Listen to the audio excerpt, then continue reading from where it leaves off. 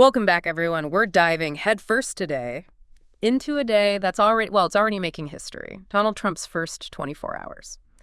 Back in the Oval Office, round 2, his second term.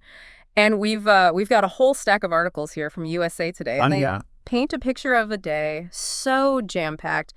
With action, it's almost hard to know where to even begin. Yeah, it's true. It's remarkable just how much he crammed into that single day.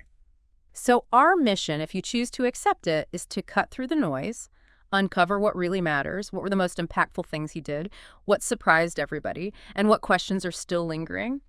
After this, well, let's just say eventful day. Sounds like a plan. Okay. And I think a good place to start might be with, well, we can't ignore the elephant in the room. Yeah. That mountain of executive orders that Trump signed almost immediately, effectively hitting undo on a whole bunch of Biden-era policies. Yeah, it's like he came in with a mission to just dismantle everything that came before. Oh, absolutely. Some of the most, I guess, dramatic reversals were things like environmental protections. Right. And programs designed to lower prescription drug costs. Yeah, those rollbacks were definitely some of the most, I guess, immediate and far-reaching. Right. The ripple effect. You know, think about industries suddenly facing relaxed regulations and all the people who relied on those drug programs now facing a ton of uncertainty. Oh, absolutely. It must have felt like whiplash for a lot of people. Absolutely. But perhaps even more, I don't know, shocking than just the sheer number of executive orders were the January 6th pardons. Oh, yeah. Trump pardoned almost everyone who had been convicted for their role in the Capitol riot. Yeah. That's That's not just unusual, that's unprecedented in American history. And that's not just a catchy headline. It's unprecedented because it really touches on a very fundamental principle. You know, being accountable for actions that threaten the very foundation of our democracy. Right. Historically, presidents have used pardons very sparingly, often in cases where, you know, maybe there was a miscarriage of justice or, you know, to try to help the country heal after some sort of traumatic event. But this is different. It really is. And Trump defended the pardons by claiming that those convicted were treated unfairly. He even went as far as to compare their situations to uncharged murders in cities like Philadelphia. But that comparison really doesn't hold up when you look at the facts of the cases. Yeah, it doesn't really track. No. And then there's the whole question of like, well, who actually received these pardons? Yeah.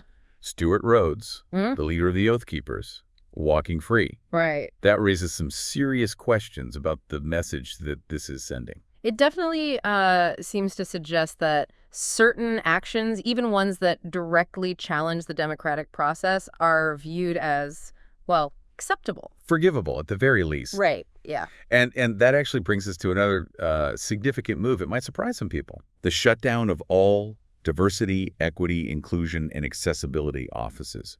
DEI offices, as they're called, within the entire executive branch. Now, for those who might not be familiar with DEI, it's basically a set of initiatives designed to create a more inclusive and a more equitable workplace, especially for groups that have been, you know, historically marginalized. Right, and shutting these offices down, I mean, it's more than symbolic. Employees are literally being placed on leave with plans to fire them. Wow.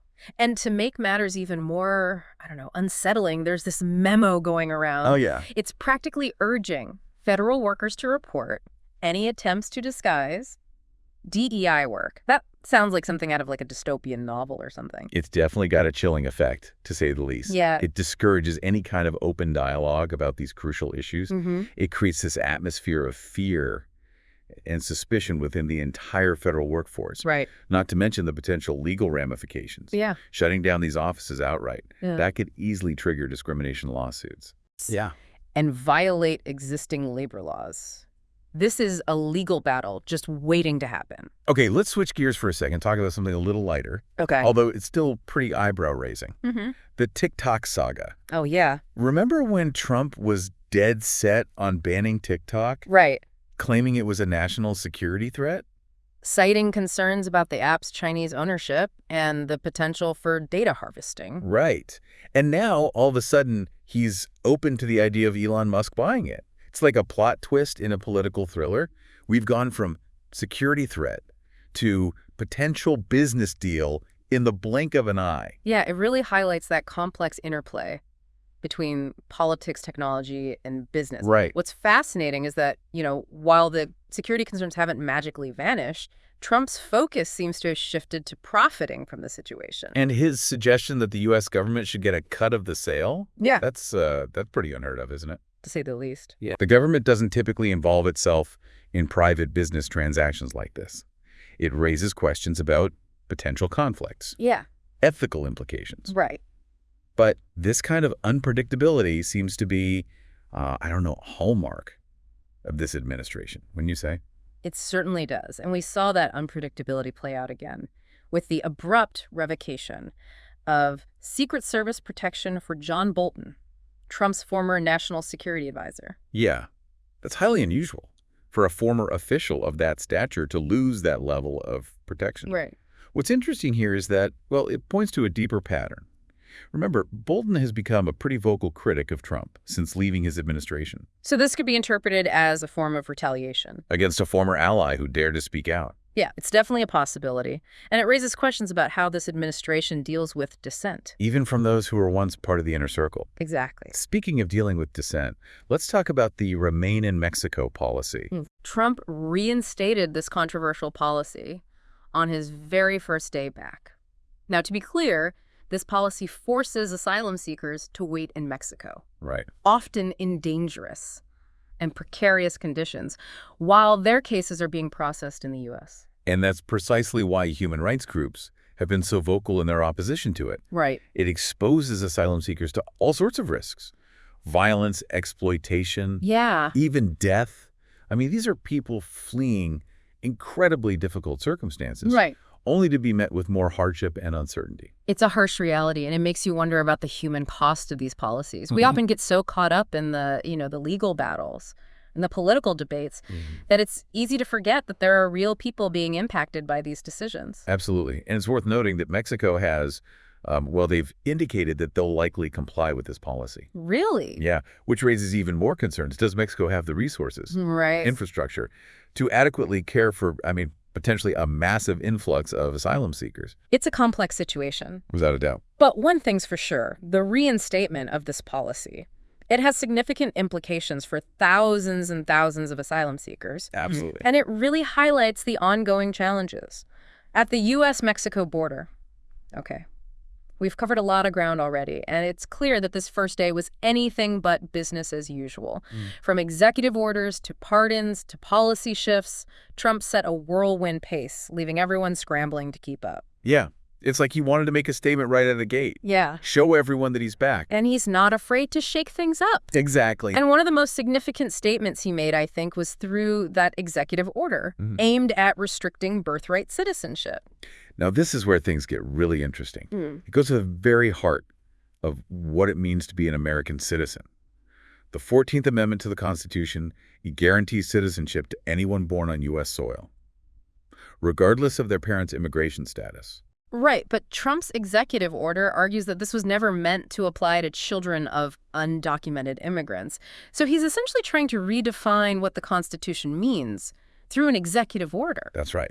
And that's why this is going to be such a major legal battle. Several states have already filed lawsuits challenging the order. And it's almost guaranteed that this is going to end up in front of the Supreme Court. The outcome could have far-reaching consequences for how we define citizenship in this country. It's a bold move. Absolutely. And it highlights a recurring theme throughout this entire first day. What's that? A willingness to challenge established norms and push the boundaries of presidential power. Absolutely. Yeah. And that's what makes this whole, this whole deep dive so fascinating. Right. We're not just looking at a series of events. We're witnessing a clash of ideologies. Yeah. A struggle over the very soul of American democracy. Well said. But we've only just scratched the surface. We have. We'll be back after a quick break to delve even deeper into some of these key events and explore their potential consequences. Sounds good. Stay with us. We're back, and I don't know about you, but I'm still processing everything we just talked about. Trump's first day back, it was like drinking from a fire hose of political news. Yeah, a lot to take in, that's for sure. And honestly, we only focused on, I guess, the most impactful events. Right. There were other notable moments, too, like the Senate Finance Committee approving Scott Bessent as Treasury Secretary. Oh, right. Yeah, Which is pretty historic since he'd be the first openly gay person to hold that position. that's right. And we can't forget Carrie Underwood's performance of America the Beautiful at the inauguration. Okay, yeah. Yeah, there were some technical difficulties, No. a bit of a sound snafu, but she handled it like a true pro. Kept singing a cappella. Talk about resilience under pressure. I know, right? Speaking of which, let's circle back to that executive order targeting birthright citizenship for a sec. Okay, yeah. It's a bold move. Yeah. And it's already generating a lot of legal buzz. Yeah, this one feels like it's going to have a ripple effect for years to come. Can you break it down for us a little bit further? Like, what exactly is Trump trying to do, and how is it playing out? Sure. So the 14th Amendment to the Constitution, it clearly states that all persons born in the U.S. are citizens, regardless of their parents' immigration status. That's what we call birthright citizenship. What Trump's executive order tries to do is basically redefine that by specifically excluding children born to undocumented immigrants. He's arguing that the 14th Amendment was never meant to apply in those cases. So he's basically saying the Constitution doesn't mean what it says. Essentially, yes. And that's why this is such a contentious issue. Right. Legal scholars, they pretty much overwhelmingly agree that the 14th Amendment is pretty clear on this matter. But Trump is challenging that interpretation. Right. And it's setting up a major legal battle. Right. Multiple states have already filed lawsuits against this order, arguing that it's, well, unconstitutional. It's very likely that this will eventually reach the Supreme Court and that decision. It could have a huge impact on how citizenship is defined in the United States. It feels like a defining moment, not just for immigration law, but for like how much power a president can wield when it comes to interpreting the Constitution. Exactly. And it's a debate that's really intertwined with, deep-rooted anxieties about national identity. Who belongs in America? Okay, let's shift gears for a moment and talk about the Remain in Mexico policy. Okay. Another controversial decision that Trump brought back on his first day. This policy requires asylum seekers to wait in Mexico while their cases are processed in U.S. courts, which, can take months, even years. Right. This leaves vulnerable people, often families fleeing dangerous situations, stranded in these oftentimes very dangerous border towns. And that's exactly why human rights groups have been so vocal in their opposition to this policy. Yeah. They argue that it exposes asylum seekers to all kinds of risks, increased risks of violence, exploitation, Right. even death. These are people who are already fleeing incredibly difficult circumstances, Right. only to be met with more hardship and uncertainty. It's a harsh reality, and it makes you wonder about, the human cost of these policies. Yeah. We often get caught up in the legal and political debates, but it's important to remember that, that real people are being impacted by these decisions. Absolutely. And it's worth noting that Mexico has indicated they'll likely comply with the policy. Oh, wow. Which raises even more concerns. Right. Does Mexico have the resources, the infrastructure to adequately care for, potentially a massive influx of asylum seekers? Will they be able to ensure their safety, protect their rights? Right.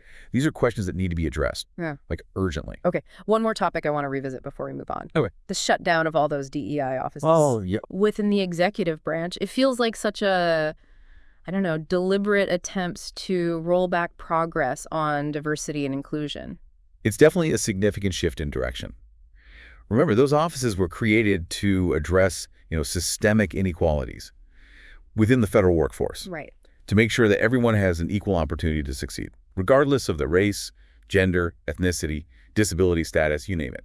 And the language in that memo, encouraging people to report anything that even hints at DEI work, it's so unsettling. It creates this climate of fear and suspicion, doesn't it? Absolutely. It discourages open dialogue, creates this chilling effect on any efforts to promote a more inclusive, more equitable workplace. And not to mention, it raises serious legal questions. Yeah. Shutting down these offices could be interpreted as a violation of federal anti-discrimination laws. Right. Leading to potential lawsuits, more legal battles. It feels like every move Trump made on that first day is setting the stage for a major legal showdown. Yeah, you're not wrong. And it's not just the legal ramifications we need to consider. These decisions have real-world consequences for people's lives. That's what I keep coming back to, the human element. It can't be lost in all of this. Exactly. It's easy to get caught up in the political maneuvering, the legal debates. Yeah. But it's crucial to remember that these policies, they impact real people in really profound ways. Let's take a moment to unpack the TikTok situation a bit further. still baffled by how quickly this went from, national security threat Right. to potential business deal. Yeah. What are your thoughts on that sudden shift? Well, it certainly highlights the unpredictable nature of this administration. The initial concerns about TikTok stem from its Chinese ownership, the potential for data collected by the app to be accessed by the Chinese government. Now, those concerns haven't disappeared, Right. but the focus seems to have shifted to, how to profit from the situation. It's like they're saying, okay, if we can't ban it, let's at least make some money off of it. That's a rather cynical interpretation. Yeah. But I can see how one might arrive at that conclusion. Right. And then there's the added wrinkle of Trump suggesting that the U.S. government should get a cut of any sale. That's highly unconventional, to say the least. It really is. It kind of blurs the lines between government and private enterprise in a way that feels, well, a little unsettling. Right. Raises questions about potential conflicts of interest, Yeah. whether the government is overstepping its bounds. But again, this seems to be par for the course with this administration. Right. They're not afraid to, challenge norms, push boundaries. And that's what makes this deep dive so compelling, isn't it? We're not just looking at a series of isolated events. We're witnessing a clash of ideologies, a battle over the very soul of American democracy. You put it very well. It's a story that's still unfolding, Right. and it's one that we can't afford to ignore. All right. I think we've done a great job of unpacking the major events of Trump's first day back. We've explored the legal ramifications, the potential consequences, and the human impact of these decisions. But we still need to talk about what all of this means for the future. Right. What does this first day tell us about what we can expect from the next 4 years? That's the million-dollar question, isn't it? Yeah. And it's one that we'll be grappling with in the weeks, months, years to come. But I think it's safe to say that this first day has set a tone, Yeah. a direction that suggests a second term that could be, well, even more turbulent than the first. That's a sobering thought, and one that I think we all need to sit with for a moment. We've covered a lot of ground today, Yeah, we have. and it's a lot to process. But it's crucial that we stay informed, that we engage in these difficult conversations, and that we hold our leaders accountable. Couldn't agree more. Okay, I think that's a good place to wrap things up for today. What do you think? Yeah, sounds good. All right, We've covered a lot of ground. we have. And as always, we want to thank you, the listeners, for joining us on this deep dive. Yes, thank you. It's been an enlightening and thought-provoking conversation. It has. And we'll be back next week with another deep dive into a topic that's shaping our world. Until then, stay curious, stay engaged, and keep those critical thinking caps on. It's interesting. As we've been going through all these events from Trump's first day back, I keep thinking about the historical context, This isn't just another day in the news cycle. This is a moment that's going to be, analyzed and debated for, generations to come. Oh, you're absolutely right.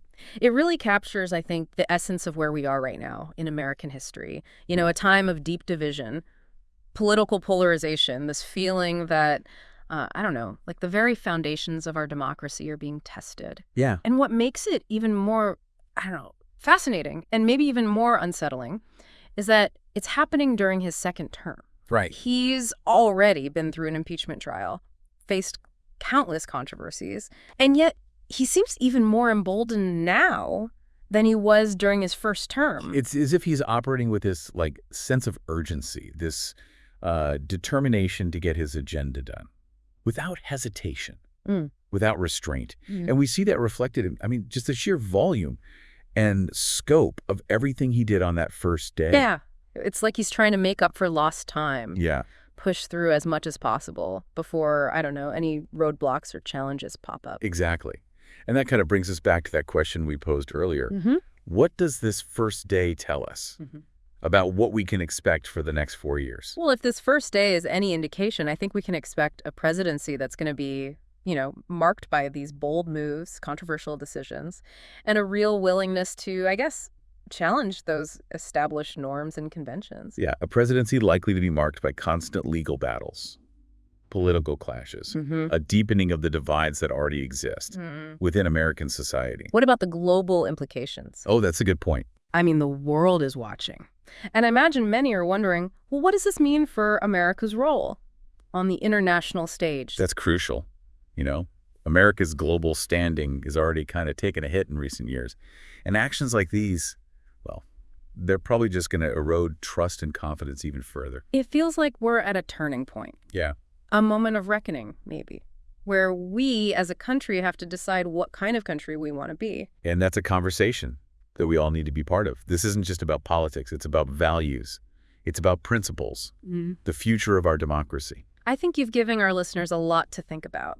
And maybe even more importantly, a lot to discuss with their friends, their families, their communities. This isn't about just, watching from the sidelines. It's about active participation in shaping the future of our nation. I couldn't agree more. Staying informed, engaging in thoughtful dialogue, holding our leaders accountable. These things are crucial now more than ever before. Well said. And to our listeners, I want to encourage you to delve deeper into these topics. Research the executive orders. Follow the legal challenges. Stay engaged with the ongoing debates. This is a story that's far from over. Your understanding and your participation are essential. Remember, knowledge is power. The more informed we are, the better equipped we'll be to navigate these turbulent times and contribute to a more just and equitable future. That's a perfect note to end on. Thank you so much for joining us on this deep dive. It's been a really enlightening conversation, and honestly, a very thought-provoking one as well. It's been a pleasure. And to all of you listening out there, thank you for tuning in. We'll be back next week with another deep dive into a topic that's shaping our world. Until then, stay curious, stay engaged, and keep those critical thinking caps on.